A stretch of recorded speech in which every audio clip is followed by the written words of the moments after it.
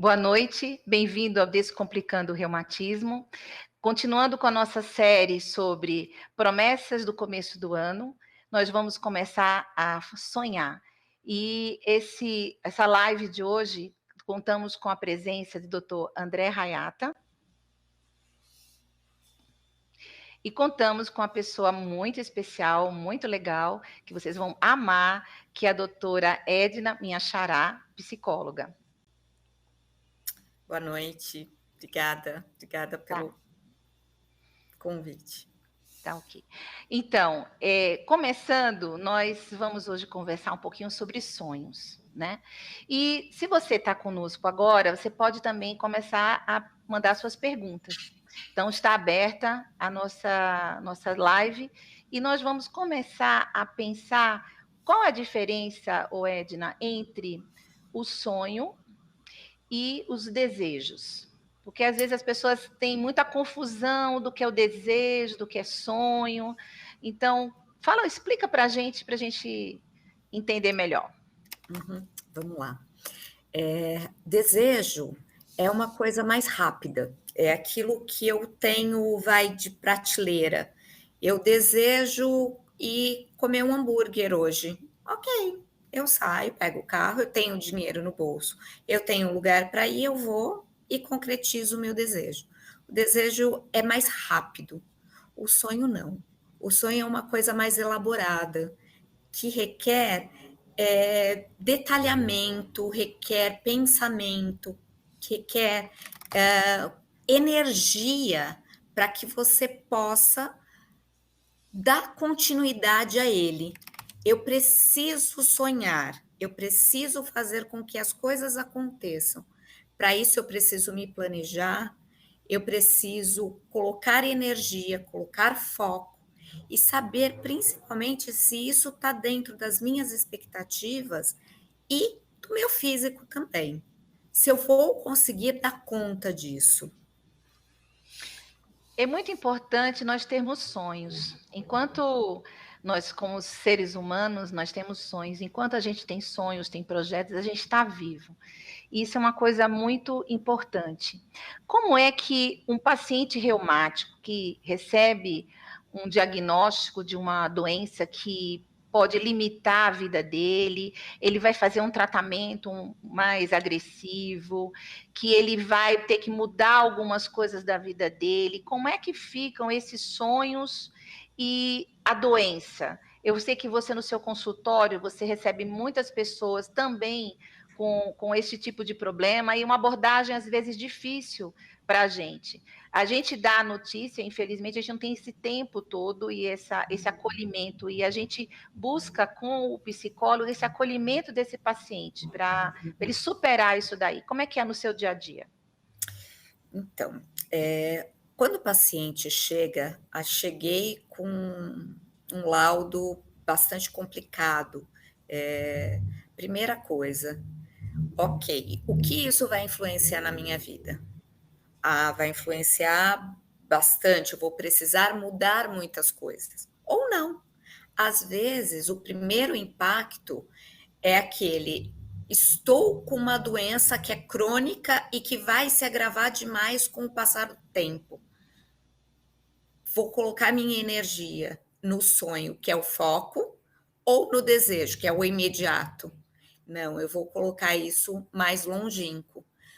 Por quê? Porque eu tenho tratamento, eu tenho médicos, eu tenho formas de tratar essa patologia, essa doença, com formas de me dar mais tempo, mais liberdade, mais habilidade. Eu vou tratar a doença como algo que eu possa resolver. Eu vou tratar ela com foco na resolução do problema. Essa resolução do problema nem sempre tem um fim, mas ela pode ser contínua. E isso acho que vocês sabem mais do que eu, que o tratamento de um paciente reumatológico ou com qualquer tipo de doença crônica, ele é para a vida. E as pessoas precisam entender que os sonhos, que os seus ideais, os seus planejamentos não precisam terminar. Não são necessários eu fazer, de repente, grandes modificações para que eu possa me adaptar a essa nova fase da vida. Nós não temos um monte de fases na vida? A gente vai entrar na escola, ai meu Deus, é o meu primeiro dia de aula. Que ansiedade, eu tenho um monte de gente lá que eu não conheço, vou entrar. Ok, vou para o colegial, nossa, uma nova fase, vou para a faculdade, outra fase. Então, nós somos seres que estamos extremamente em fases de vidas diferentes.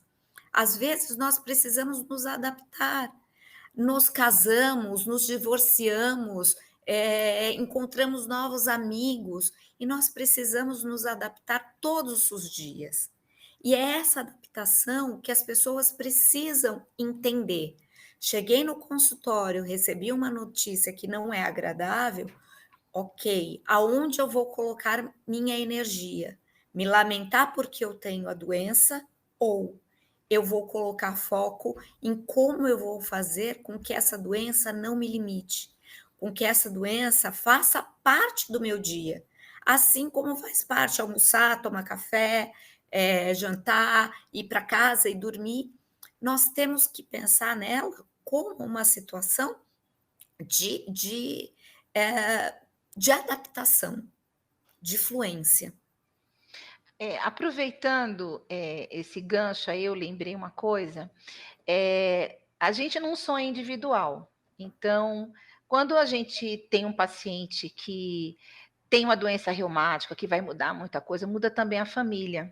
A gente não comentou muito isso, mas eu acho que o engajamento da família no apoio desse paciente, nas modificações que vão ter, no acolhimento, isso aí eu acho que é fundamental, né? De compreender o outro, que o outro está passando num momento difícil, e ter esse olhar de companheirismo, a família toda está integrada. Comenta alguma coisa para a gente. Sim, vou te falar bastante sobre isso, porque realmente é uma situação muito complicada. No consultório, eu tive casos de pacientes que levaram anos para contar para a família que tinha reumatismo. Anos. Por quê? Porque a pessoa é o chefe da família. Eu não quero ser visto como uma pessoa fraca. Eu não quero ser visto como uma pessoa problemática. Eu não quero ser visto como uma pessoa que vai trazer problemas para minha família.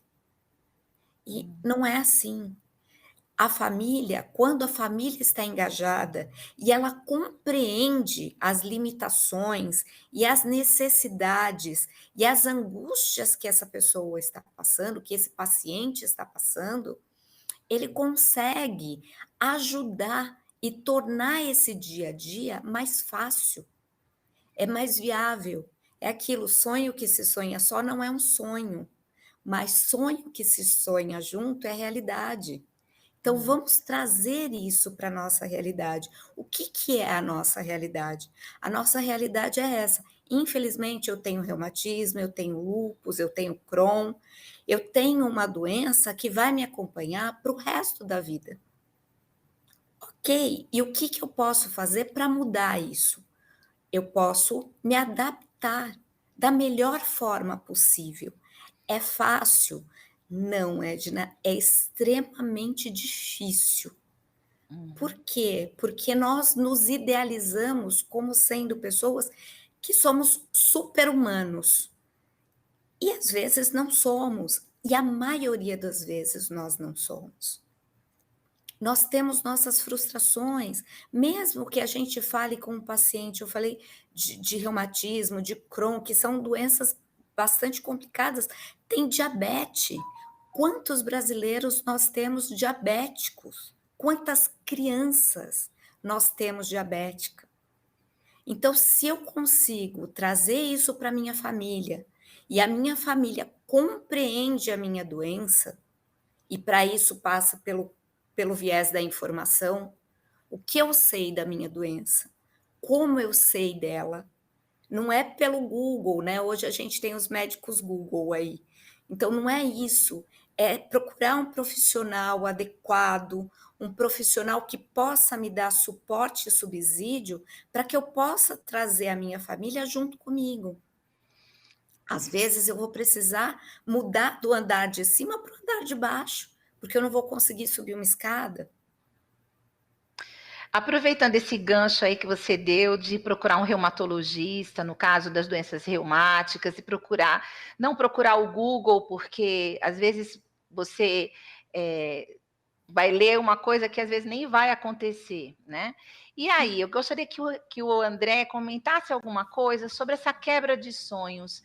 Quando um paciente vem com uma doença, uma limitação, e você vai dar essa notícia e a pessoa tem vários sonhos, seja um sonho de ser mãe, uma lúpica, seja um sonho de profissão, seja alguma coisa. Como é que você aborda, André? Boa noite, Ednas, né? As duas Edninhas Boa aí. noite. Eu estava escutando a Edna psicóloga falando, e é exatamente isso que acontece no nosso consultório no dia a dia. Não é fácil para nós dar a notícia de que o paciente tem uma doença crônica. Quando a gente fala crônica, já vem atrás disso incurável, que tem um peso muito grande, né? E não é fácil para nós darmos essa notícia, e tampouco é fácil para o paciente receber essa notícia. Mas aí a gente tem dois perfis de pacientes: aqueles que realmente lidam numa boa, já vem sofrendo, sabe que tem alguma coisa ali, e é bem positivo na hora de receber essa notícia, estamos juntos, vamos lá, vamos tratar. E tem aqueles que realmente o mundo desaba, né? E é compreensível.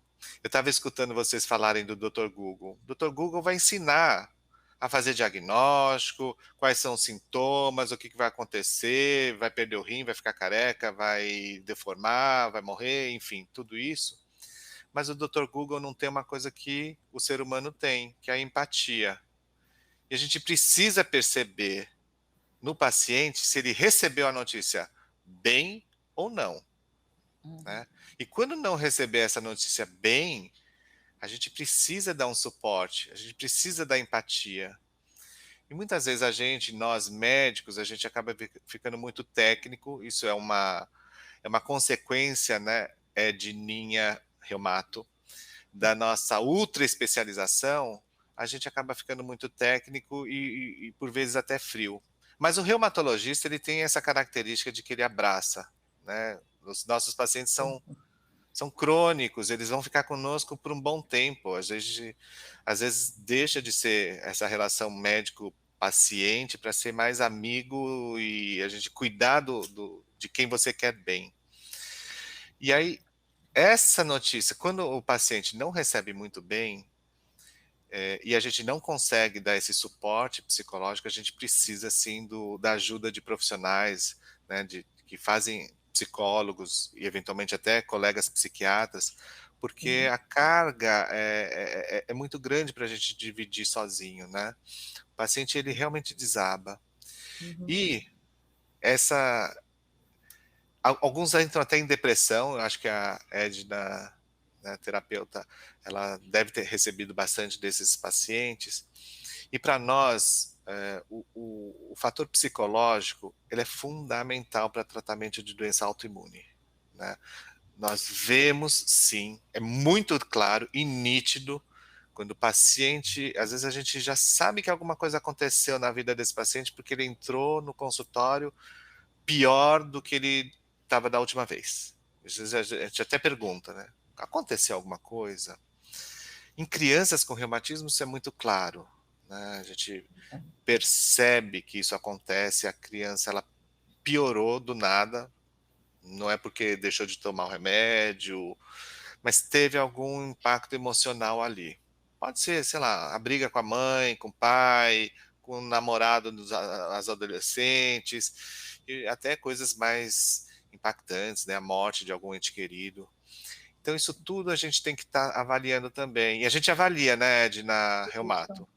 Da hora que a gente chama na recepção até o final da consulta, a gente está de olho nisso, né? Eu queria só comentar uma coisa.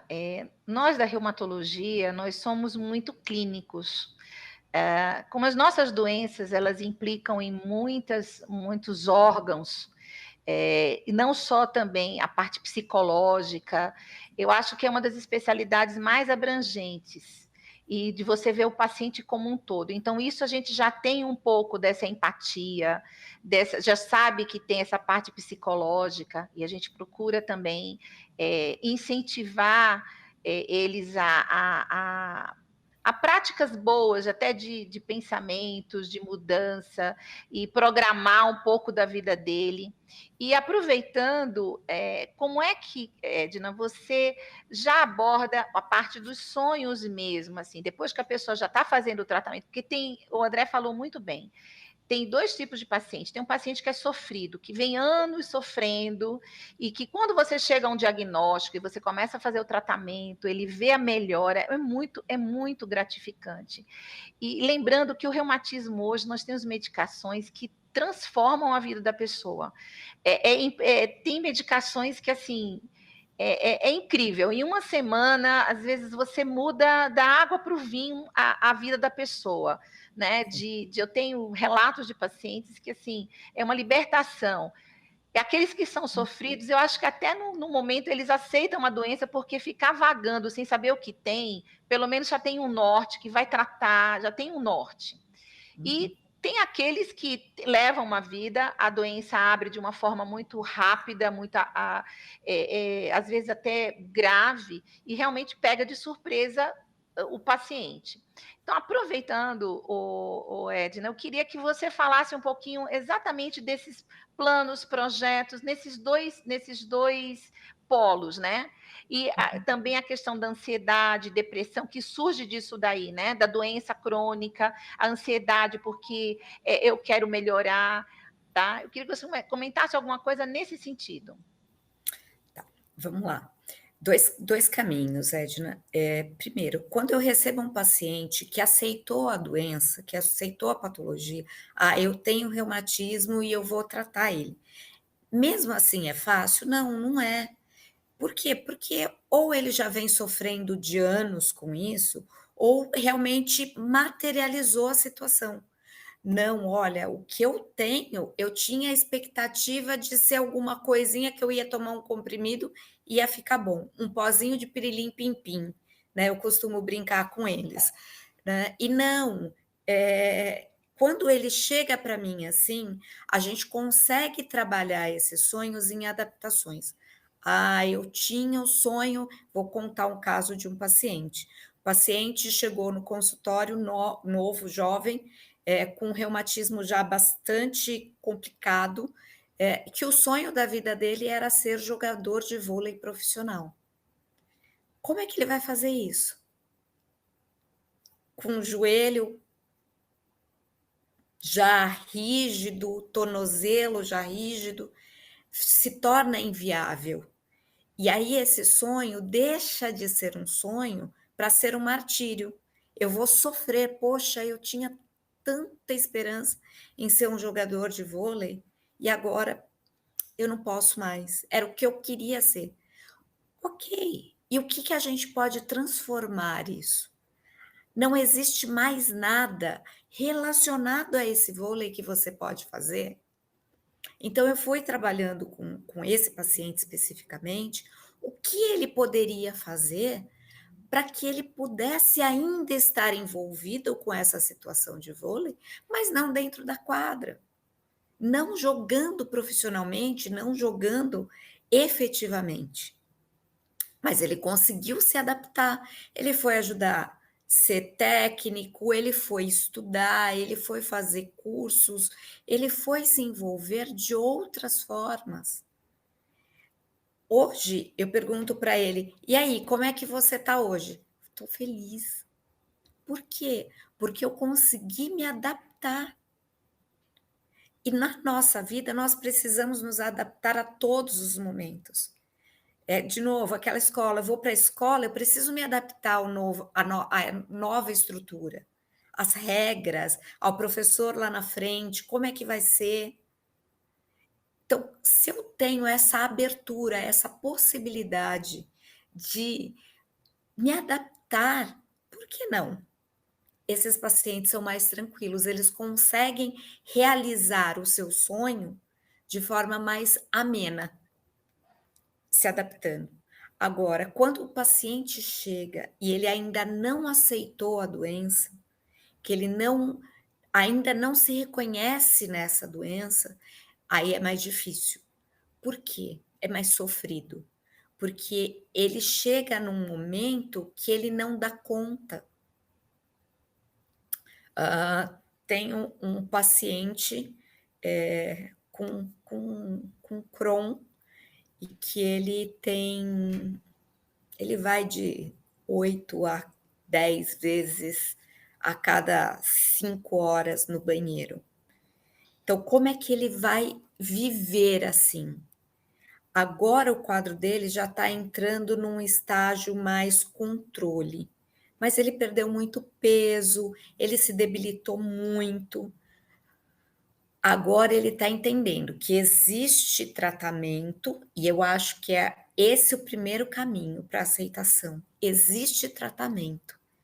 E é esse tratamento que vai fazer com que eu me dê conta de que eu posso fazer coisas Para quem diferentes. você quer enviar? Para coisas diferentes, entendeu? Esse paciente especificamente, ele trabalhava numa fábrica. Ele consegue trabalhar na fábrica? Não, ele não consegue. Ele era metalúrgico. Consegue trabalhar? Não, não dá. Mas o que aconteceu? Com o médico, comigo, que é psicóloga, com o fisioterapeuta, com a nutricionista, todo mundo e a empresa engajada, nós conseguimos fazer com que ele mudasse de departamento, voltasse a estudar, fizesse outras adaptações.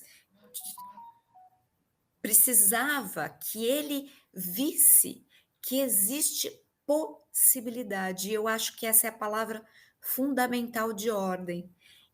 Para quem não aceita, para quem não entende, para quem acha que é o fim da vida, é saber que existe possibilidade. E essa possibilidade vai longe, vai nas mudanças de vida, vai no meu comportamento e passa por quanto eu estou disposto a melhorar nessa situação. Porque já dizia, né? Corpo são, mente sã. Se a mente não está sã, o corpo não está são. Se o corpo não está são, a mente não está sã. Então, eu preciso que essas pessoas procurem o máximo possível de informação. O que é essa minha doença? O que o reumatismo vai me causar? E não é só a informação, de novo, eu vou pegar o doutor André, foi brilhante. Não é a informação do Google, é a informação empática do seu médico, que sabe como é que a doença vai estar dentro do seu corpo. Como que você vai agir? O que ela está fazendo? Aonde ela está se manifestando? O que eu posso fazer para que isso se minimize? Essa é a melhor caminho que a gente tem para essa situação. Tá ok. Nós já estamos recebendo algumas perguntas e reforçando que vocês que tiverem alguma dúvida, nós estamos abertos a responder. E eu vou pedir ao doutor André para responder uma pergunta da Marci Galera, que ela quer saber quando procurar o reumato no início da dor no joelho. Eu não entendi direito. Ela Ela, pergunta se é no quando início que a gente procura ou... ela tem uma dor no joelho que está inicial. Ela procura o reumato? Quando procurar o reumato no início da dor no joelho? Essa é a pergunta. A dor no joelho, ela pode ser causada por... Tem várias causas, né? Desde um mau jeito, dormiu errado, esforçou no dia anterior. Depende muito da idade do paciente, da pessoa que está sentindo isso. As dores mais agudas, muitas vezes elas passam sozinho, né, essa dor muito inicial, às vezes foi só um mau jeito ou uma contusãozinha, não precisa procurar um reumatologista. Mas uma dor que persiste, tá lá, por mais de 3 semanas, não melhora, ela está progredindo eventualmente, sim, aí é hora de procurar ajuda, né. Como a gente falou, e a Edna, psicóloga, falou, uma doença que cronifica e uma doença que acaba limitando a vida do paciente, acaba com sonhos de qualquer um, né. E aí você vai ter que se adaptar. Mas uma dor muito aguda, muitas vezes alguma analgesia local, um gelinho local, um calor local, melhorou, não está mais incomodando, não tem necessidade de um reumatologista, né, Edna? E eu acho que tem o tempo também, né, doutor André? Quanto tempo essa dor me acompanha? Qual Exatamente. que é a dificuldade? Quando eu acordo, como é que ela está? Quando eu vou deitar, como é que ela está? Ela me acompanhou o dia inteiro? Não. Então, eu acho que tem várias perguntas que a gente pode fazer com essa relação. E não só reumatismo, né? Outras doenças também, né? Como é que ela está me acompanhando? Há quanto tempo? Como é que eu estou lidando com ela? Ela passa. Às vezes, a dor é emocional também. Eu sinto uma dor no corpo, que na realidade é meu emocional que está falando assim: olha, eu estou precisando de ajuda, mas como você não está me ouvindo, eu vou aparecer em algum cantinho do seu corpo. Edna, eu gostaria de que você desse uma visão sua. A gente tem a impressão que um psicólogo, ele sabe, tira tudo de letra, né?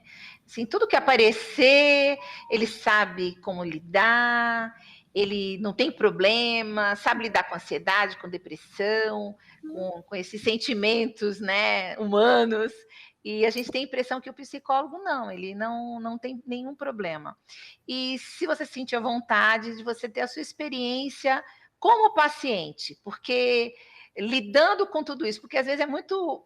A gente que está do lado de cá é muito fácil dizer assim: olha, você faz isso, faz aquilo outro. Mas quando você está desse lado de cá, que você vê as dificuldades, que você é um doente, porque a gente também fica doente e a gente é um paciente até um pouquinho mais difícil para o colega cuidar, porque a gente já tem um monte de coisa já preparado, né?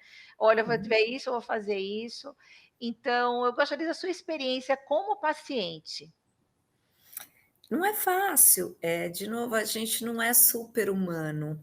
A gente tem desejos, tem sonhos, e realmente, quando vem uma doença para a gente que tira a gente do sério, principalmente a gente que tem um pouquinho mais de informação.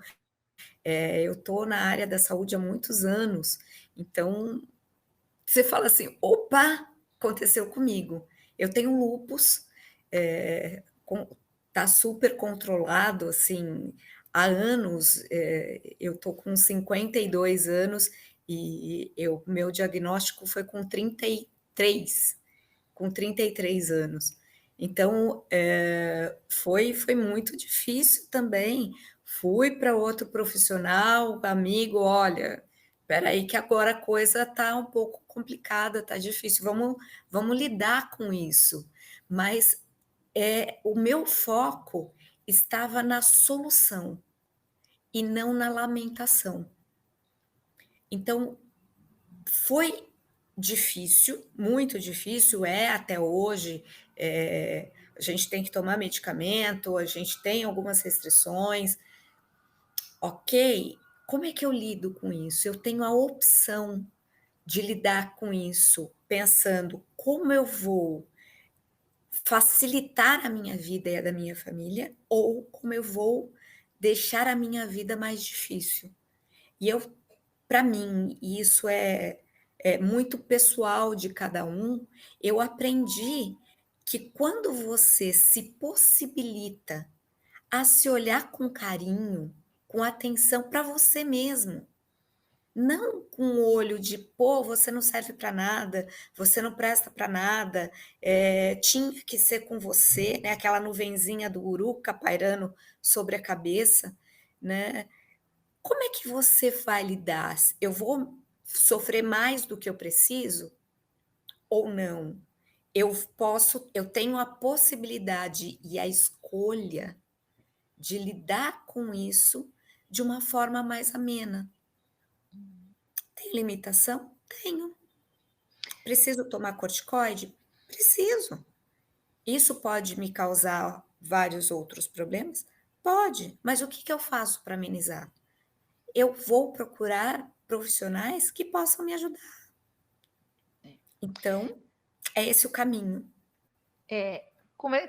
Comentando sobre os medicamentos, sobre tratamento, eu já dei uma pincelada que alguns medicamentos são muito interessantes, que nós temos um arsenal muito muito importante. Eu gostaria de que o André começasse um pouquinho sobre tratamento das doenças reumáticas em geral, e a questão da ansiedade e da depressão junto com isso. Porque, por exemplo, às vezes vai ter que tomar corticoide, né? Corticoide a gente sabe que ganha peso, que tem alguns outros probleminhas, né? Tem medicações que a gente tem que ter cuidado para engravidar, então, às vezes, vai ter que postergar esse momento da maternidade, até mesmo depois que a doença aparece, a amamentação também é um período que é complicado, principalmente das artrites reumatoides. Comentasse essa coisa da ansiedade, da depressão pelo tratamento,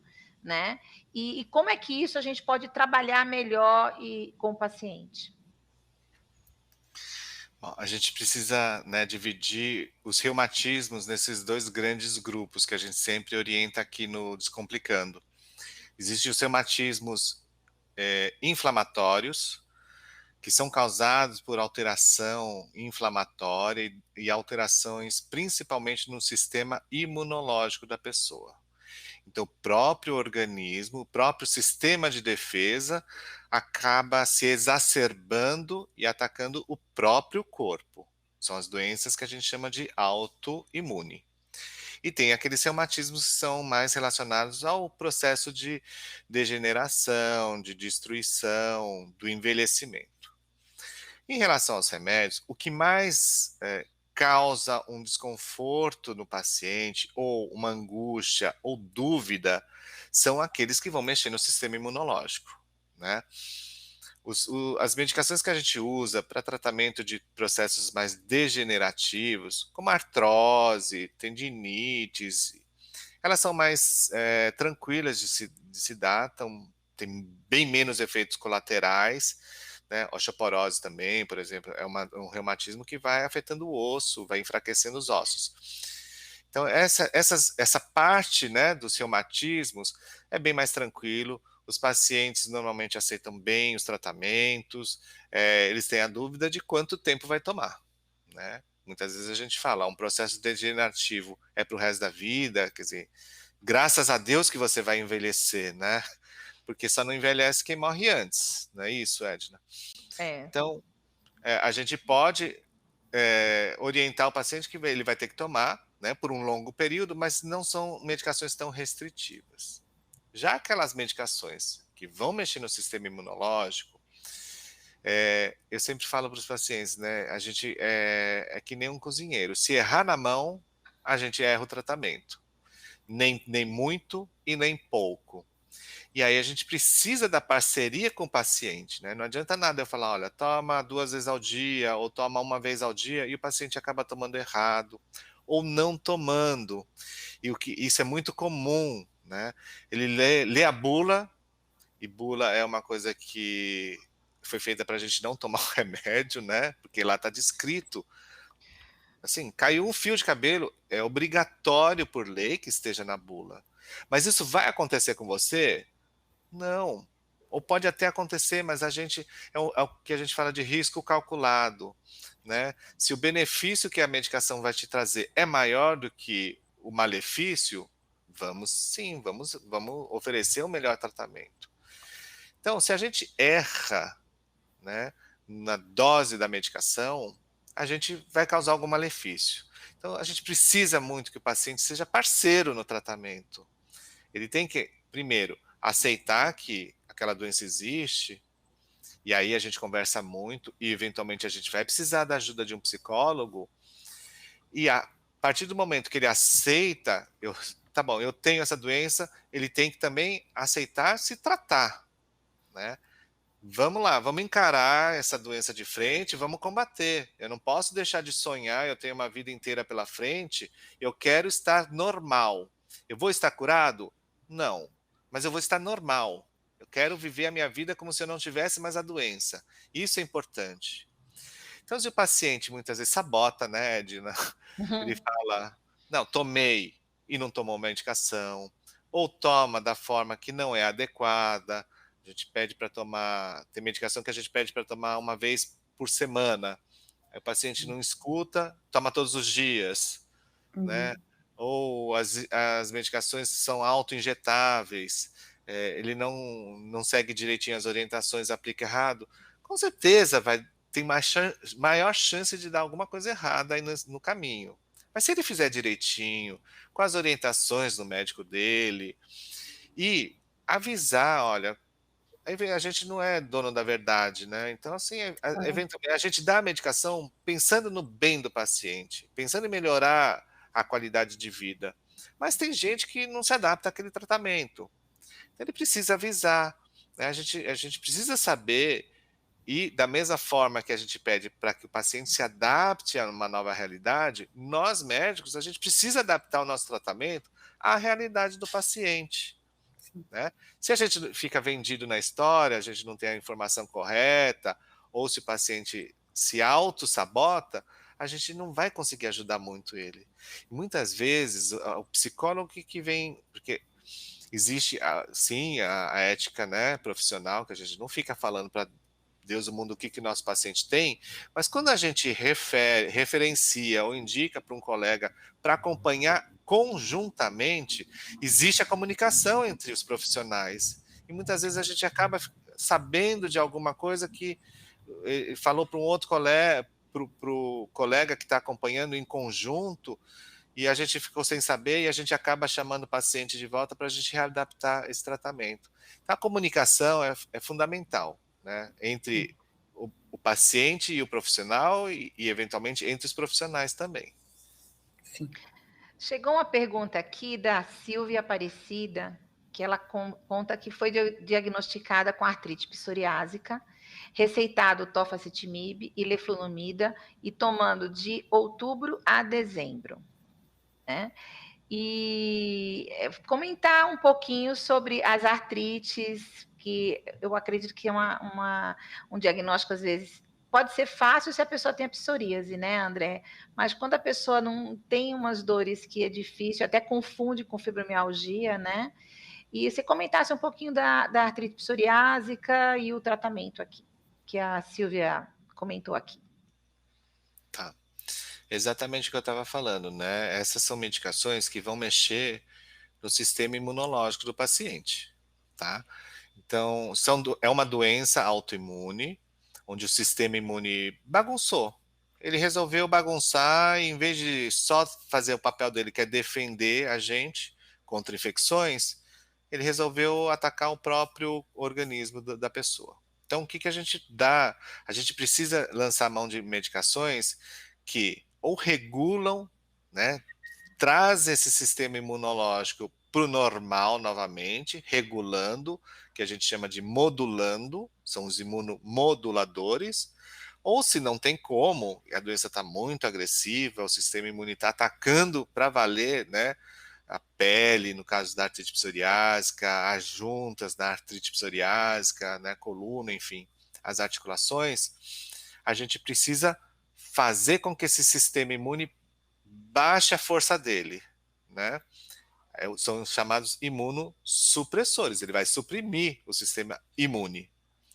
E aí está aquilo que eu estava conversando, se a gente der demais, a gente abaixa demais o sistema imune. E se a gente der de menos, porque ficou com medo de abaixar demais o sistema imune, a gente não trata a doença. Então, aonde que é o ponto de equilíbrio? Aí é uma alquimia, né, Edna, assim, Uhum. cada paciente responde de forma diferente. Às vezes, um comprimido só por dia para você funciona, para o outro não funciona. Ou o contrário, um comprimido para você funciona e para o outro baixa demais a imunidade. Por isso que tem que ter essa parceria com o médico. Aqui no caso da Silvia, tem duas medicações, né? Associou-se duas medicações. Possivelmente era um quadro, uma doença mais grave, uma doença mais agressiva. Precisou, né, associar duas medicações que baixam a imunidade. E nesse caso, não é baixar a imunidade para que essa pessoa pegue doença facilmente. Mas no meio do caminho, ela pode pegar uma infecção e o sistema imune ele não está adaptado aí para conseguir se defender. E às vezes pode ter sim efeitos colaterais. Mas nada que o reumatologista, o médico que estiver junto, não consiga resolver. Né? A gente consegue contornar essas situações porque já são previsíveis. A gente dá, como eu falei, é um risco calculado.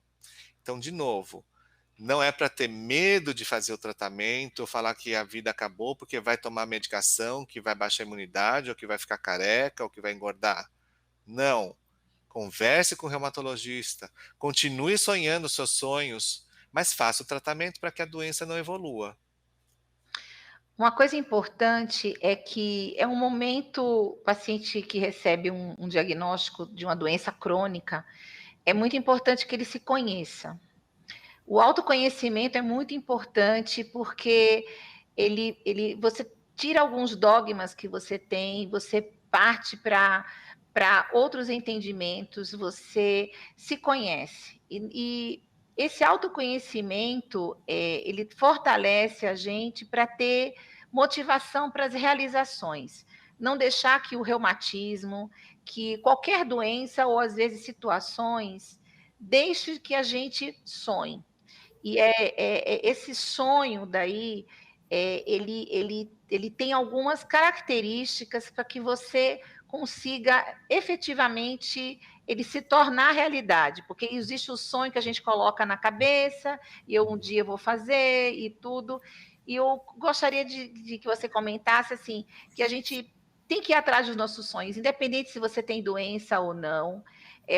Como eu falei, é uma coisa que é do ser humano e que precisa que a gente deixe esse sonho não guardado num local, mas que a gente busque tirar esse sonho e tornar realidade.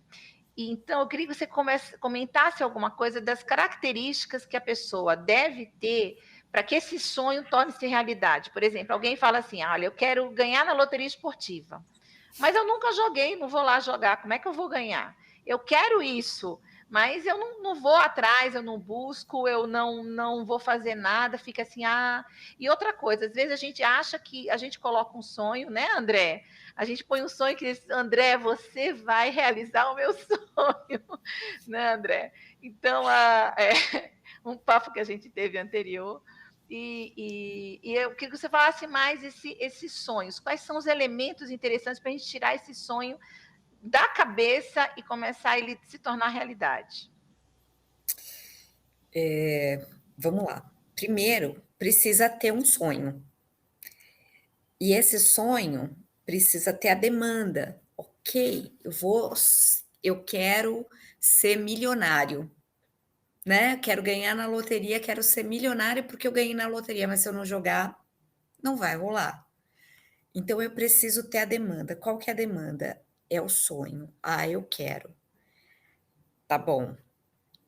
Eu quero. O que que eu preciso depois? Eu preciso de determinação. Por quê? Porque para eu alcançar esse sonho, eu vou precisar colocar uma energia, uma determinação para eu conseguir. Então, eu tenho sonho, eu tenho esforço, eu tenho a determinação, eu tenho envolvimento, eu vou conseguir dar conta de fazer tudo o que vai ser necessário para que eu consiga realizar esse sonho. Ah, eu vou precisar, no caso de ganhar na loteria, eu vou precisar toda semana jogar, eu vou precisar acompanhar os números, eu vou precisar de estatística. Eu sou bom de matemática? Então, ok, eu tenho tudo isso, tá. Então, parou, pensou. Então está claro, meu sonho é possível ser realizado? É. Se ele é possível ser realizado, eu escolhi realizá-lo, eu preciso identificar fisicamente. Ok, é possível eu conseguir realizar, mas fisicamente o meu corpo vai estar bem com isso? Pô, se eu ganhar na loteria, meu corpo vai estar show de bola. Mas, por exemplo, o meu sonho é ter uma casa de 2 andares e eu tenho reumatismo. Opa, espera aí, vamos mudar um pouquinho esse sonho? Vamos transformar ele num sonho numa casa térrea? Então eu preciso avaliar objetivamente. Ele é possível, eu tenho a demanda, eu tenho a disposição, eu tenho energia para colocar, para ir no movimento de realizar esse sonho. E o meu corpo diz que ok, que está tudo certo, eu tenho que pensar em mais um fator. É o momento? Eu vou colocar toda a minha energia para realizar esse sonho, vou trabalhar essa minha demanda, só que esse não é o momento certo. E se eu ganhar na Mega Sena, como existe casos e casos de pessoas que ganharam na Mega Sena, passaram 2, 3 anos, não tinham mais um centavo. Muito pelo contrário, tinham perdido aquilo que tinham. Por quê? Porque eles não estavam preparados para isso. Então, o sonho, por isso que eu falei lá no começo, o sonho é um projeto a longo prazo. Não é um projeto que você vai sair daqui, vai na hamburgueria e compra pronto. Ele vai requerer de você energia, dedicação, determinação. Se olhar com consciência, com carinho, com atenção para aquilo que você quer. Tá tudo dentro. Ah, ok, eu quero ganhar na Mega Sena, tenho a demanda, eu vou conseguir colocar toda a minha energia, todo o meu conhecimento, toda a minha sorte para conseguir executar isso. É fisicamente bom para mim, eu vou conseguir lidar bem com esse dinheiro, e é o momento, porque eu sei o que eu vou fazer com isso. Porque eu sonho, se eu não souber o que eu vou fazer com isso, eu quero uma Ferrari, mas eu não sei dirigir. E aí? O que você vai fazer com a Ferrari na garagem? Vai olhar? Vai destruir no portão? O que você vai fazer com ela? Então você precisa de todo um preparo para que você consiga realizar esse sonho. O sonho, ele precisa ser idealizado. Eu vou pegar, ok, eu tenho o sonho de ter uma Ferrari, um Porsche. Bacana, vou precisar, trabalhar muito para conseguir. O que eu vou fazer para conseguir? Quanto tempo eu vou liberar de energia para ir atrás desse sonho?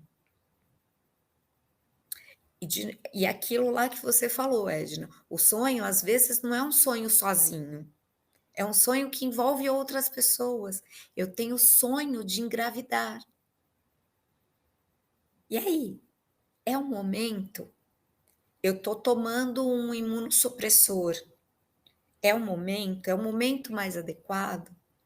E aí eu pego o que o André falou. Eu preciso lidar com a verdade. Eu tenho esse desejo. E aí, meu médico? Eu quero realizar. É esse o meu momento. Eu quero colocar minha energia em cima disso. O que eu preciso fazer? Quanto tempo eu vou levar para que isso possa acontecer? Porque senão vira frustração. Aí vem a ansiedade, vem a depressão. Eu não consigo. Poxa, nada do que eu quero dá certo. Por quê? Porque eu quero um hambúrguer que está lá pronto. Mas é um sonho. Então, ele vai requerer que eu me prepare para isso, em todos os sentidos, física, psicológica, energia, desejo. Por que que nós temos pessoas que são extremamente bem-sucedidas e outras que trabalham muito, muito, muito, muito e não conseguem o sucesso, né? Como todo mundo fala.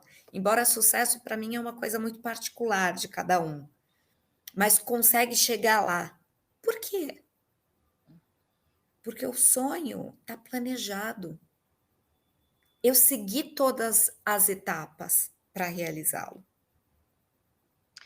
Bem, nós estamos quase no finzinho e vamos para as considerações finais.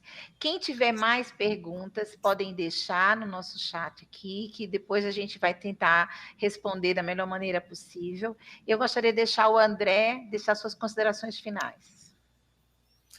Bom, eu queria falar uma coisa que aconteceu hoje lá no consultório, uma paciente minha. A gente já estava sabendo que ia fazer essa live, e hoje ela veio e me deu um presente. Eu não sei nem se ela está aqui na live, mas a Claudinha, ela me deu um livrinho pequenininho, né, de bolsa, até deu uma lida rapidinha, que eu recebi hoje, e o título é Posso Enfrentar Qualquer Situação, pois minha força vem do alto. Sim, independente de religião ou não, a gente tem que ter essa força de vontade para ir para frente, resolver os problemas, por mais difícil que elas sejam, não deixar de sonhar. Eu tenho uma passagem aqui, uma coisa que eu achei super interessante, que o livro diz assim: estejam sempre alegres, nunca deixem de orar. E nesse horário eu vou trocar essa palavra pelo sonhar. Tá?